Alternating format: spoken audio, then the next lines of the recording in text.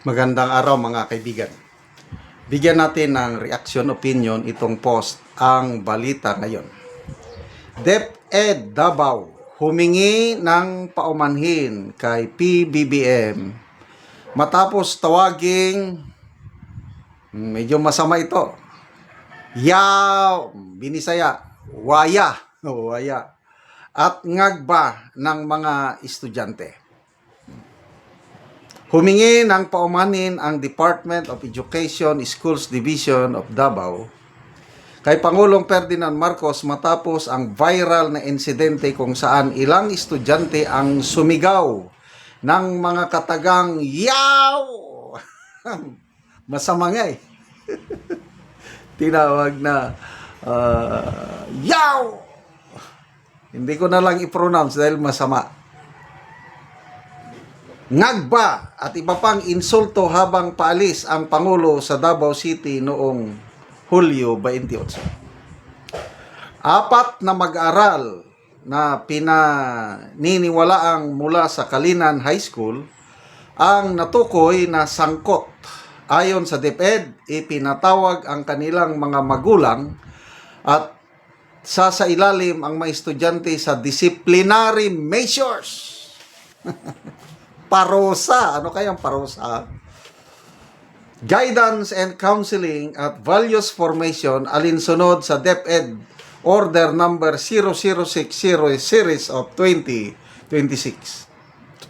Sa ilalim ng naturang palisiya, ang paggamit ng mura at profanity ay itinuturing na first level offense na may katumbas na written reprimand at formal na abiso sa mga magulang para sa unang paglabag.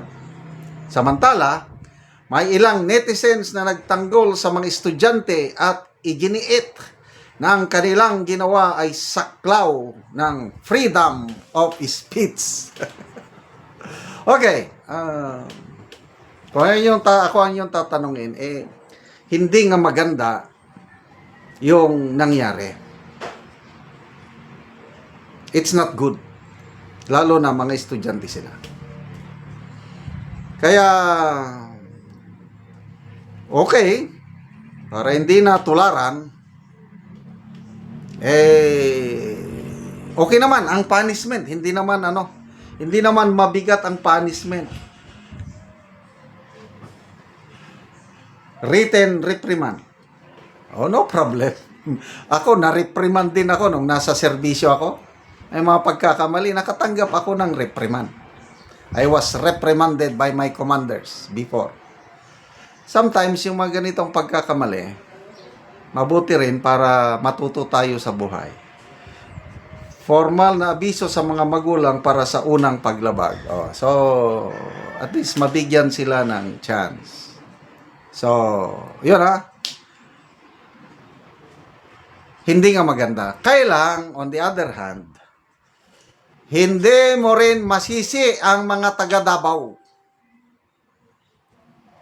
Pagkatapos ng ginawa ng administrasyong ito, yung pagkidnap nila kay Tatay Digong.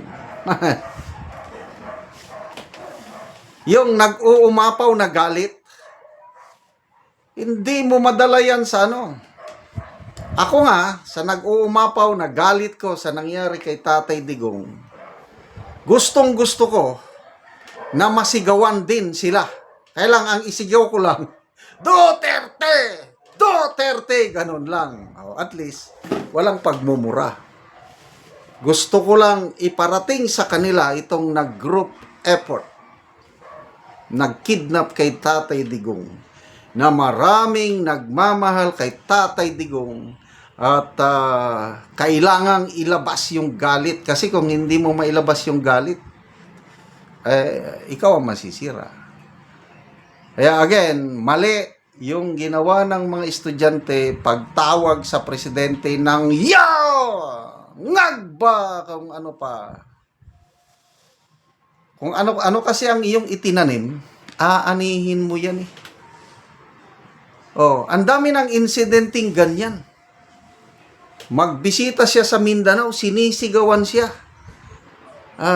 Karamihang sigaw is yan, Duterte, Duterte.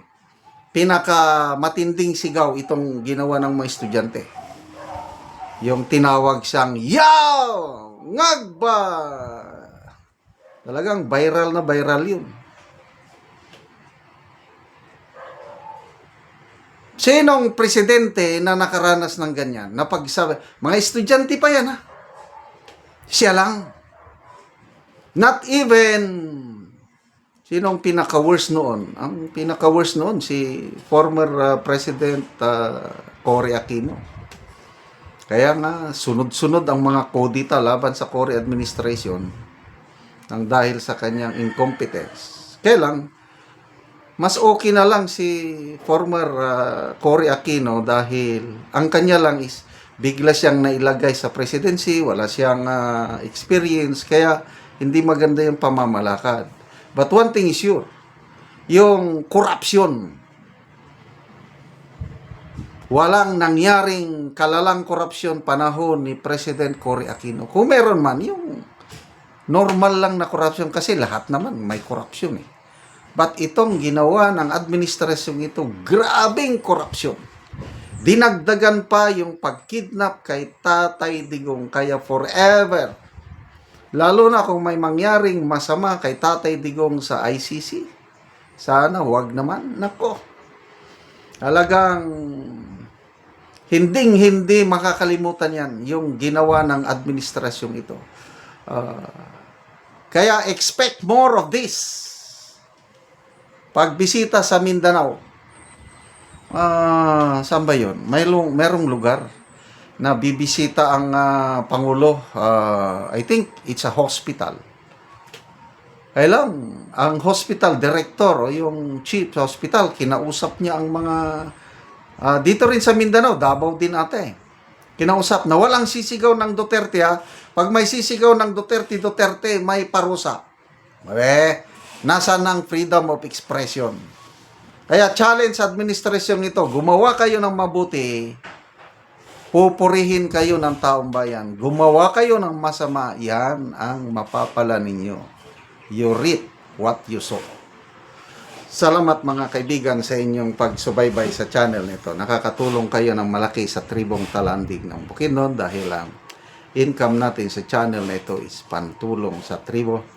Namimigay tayo ng libreng yero at pako para makapagpatayo sila ng mas maayos na tirahan. Panoorin nyo ang video nito. Ako diri sa gipatindog nga balay ni Silo sa Natabangan ug Yero nga taga Lower Kalapat. So muna ni ang iyang pag-atupan karon sa natabang sa iyaha nga Yero.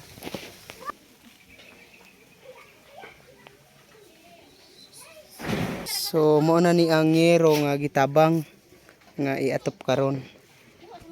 So kompleto gid na apay plinsin.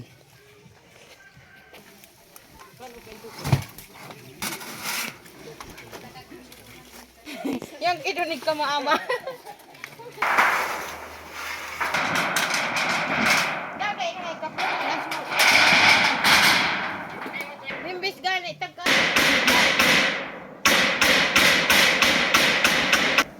Gabi ay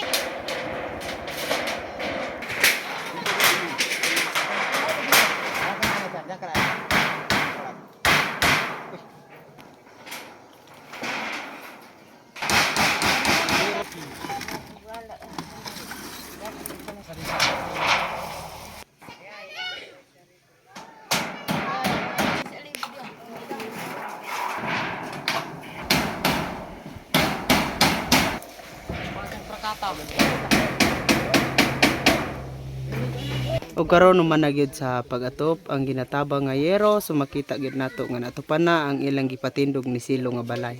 at sa Ginoo nga nakaatop na ko sa akong balay nga akong gipatindog. Salamat sa nagtabang sa Yero. Ginaot nga magpadayon pa para naapadaghang nagulat. Kung wala mo ang nagtabang kay di pa ko makapatindog sa akong balay. So, Salamat ako na gani ang ningkamot ani para makapatindog kog balay. So, ikaw? Salamat sa Ginoo. So ikaw na ani ang nagpatindog. Oh, So para makataod lang mig balay. para makabalay lang mo.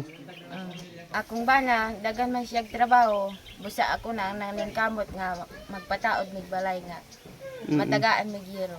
Salamat kaayo. Ug salamat kaayo tag sa amuan. Salamat gyud kaayo.